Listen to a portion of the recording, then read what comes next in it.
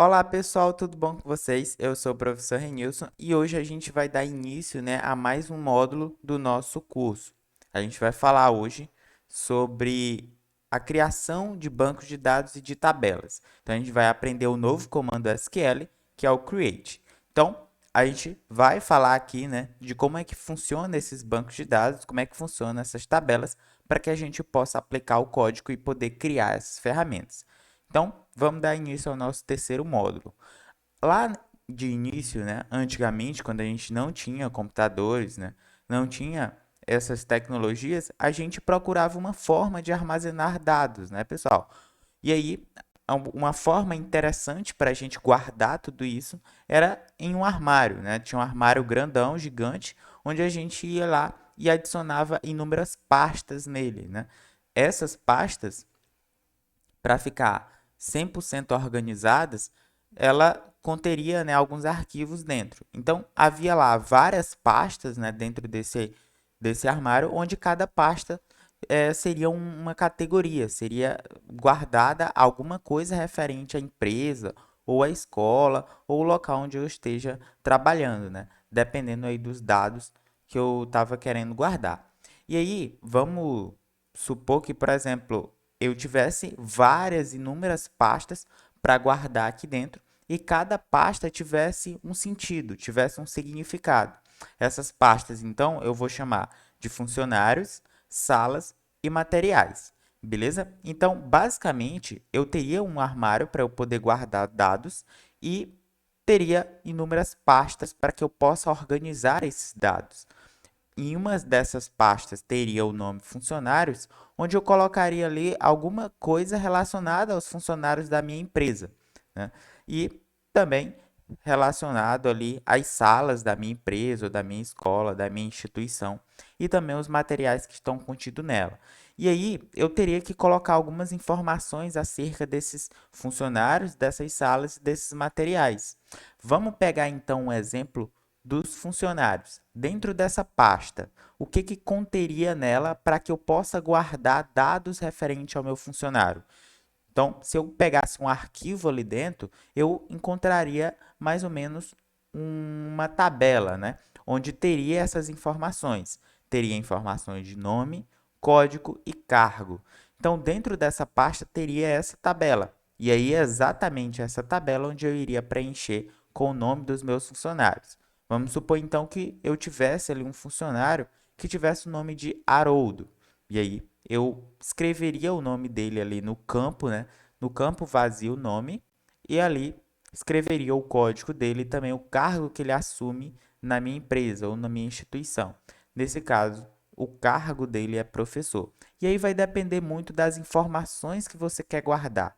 Se você quiser guardar outras informações que não seja nome, código ou cargo, então você procuraria uma outra tabela, com outras estruturas. Aqui não teria nome, teria um outro campo, né? Para que você possa preencher os dados desses funcionários. Nesse caso, seria funcionários, porque o nome da minha pasta é relacionado aos funcionários. Então, basicamente, eu tenho uma pasta que contém essa tabela. Belezinha? Além disso, eu poderia preencher os outros campos vazios. Por exemplo, se eu tivesse um funcionário com o nome Jorge, e aí tivesse alguns códigos e alguns outros cargos, eu colocaria ali também. Belezinha? Aí vem o seguinte: o que eu acabei de fazer aqui foi guardar registro dentro dessa minha pasta. Eu coloquei, o nome as informações desse meu funcionário em uma espécie de papel e joguei, coloquei, armazenei dentro da minha pasta. Essa pasta então está armazenada dentro do meu armário. Belezinha? E aí vai surgir inúmeros outros registros, até porque eu tenho vários funcionários dentro da minha empresa.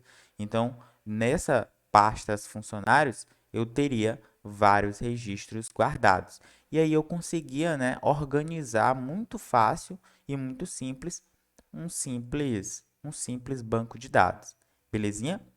Da mesma forma, aconteceria com as outras pastas. As pastas de salas e as pastas de materiais também funcionariam com a mesma lógica. eu teria lá uma tabela de funcionários com esses campos, o nome, o código e o cargo do meu funcionário. Se eu tivesse então essa mesma estrutura na pasta de salas, eu teria o nome da sala, né? O status em que ela se encontra, ou seja, ela pode ser usada ou não. Então, nesse caso, eu guardaria ali um sim ou não, né? Se a gente lembrar dos tipos de dados que a gente viu no módulo passado, ele só iria receber dois valores, né? Um sim e um não. Ou também poderia receber um dado booleano, um 0 ou um. Então, olha só a variedade de combinações que a gente pode utilizar para esse campo, né? A variedade de tipos de dados que a gente pode usar. A gente pode usar um valor booleano ou uma lista, uma coleção, um enum, né? Um enum ou um set. Belezinha? Então, olha só como a gente já está conseguindo conectar os assuntos, né? A gente já pegou um tipo, já estudou, né, como funcionam os tipos de dados na linguagem SQL e já está entendendo como é que funciona a estrutura de uma tabela nesse banco. Essa forma aqui de estrutura é chamado banco de dados relacional, belezinha? A forma que eu expliquei, né, na primeira aula sobre bancos de dados não relacional, ele não possui essa estrutura, né? Ela possui lá uma estrutura, por exemplo, de chave-valor. Belezinha? Então, olha só, lembra bem, a gente já está conseguindo avançar no banco de dados, conseguindo conectar os assuntos. A gente está utilizando um banco de dados relacional porque ele contém linhas e colunas nessa minha tabela. As colunas que possui aqui nessa tabela é nome, status e quantidade. E as linhas aqui vão conter os registros dos meus dados. Nesse caso, seria o registro da minha sala, ou de outra sala, de uma outra sala, e quantas salas eu tivesse. Eu armazenaria aqui como registros. Também teria os registros, né, dos meus funcionários e também teria a minha tabela materiais. Nesse campo aqui, a gente teria o nome do material, o código e a função dele.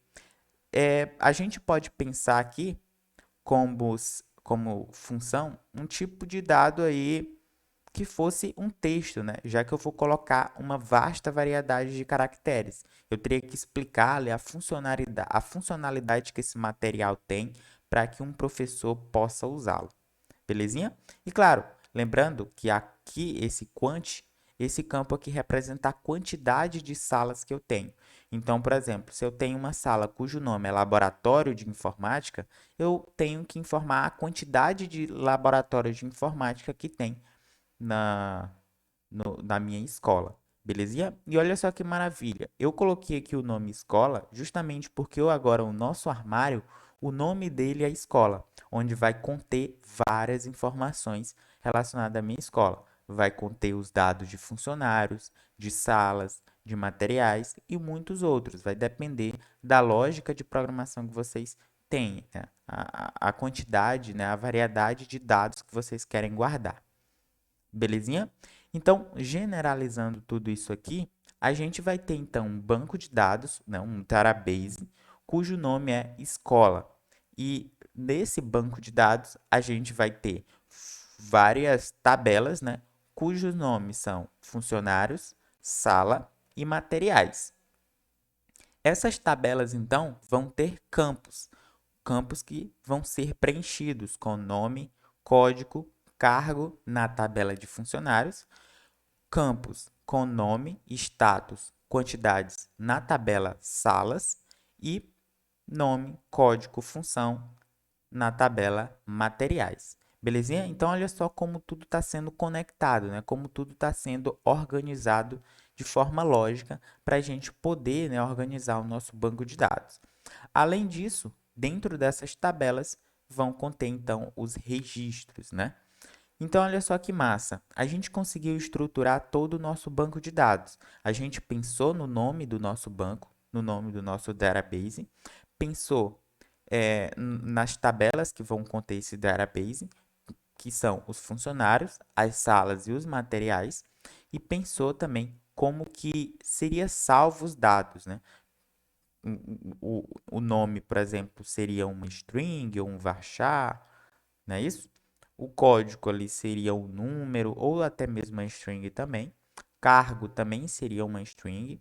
E ali dentro eu colocaria então os meus registros, certo? Também pensamos como que os dados de salas deverão ser guardados e como os dados de materiais deverão ser guardados. Belezinha?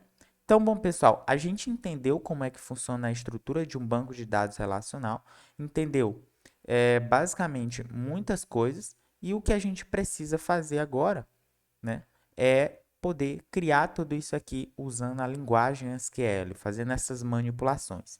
E a gente vai fazer esses exercícios, né, com o decorrer do curso. Belezinha?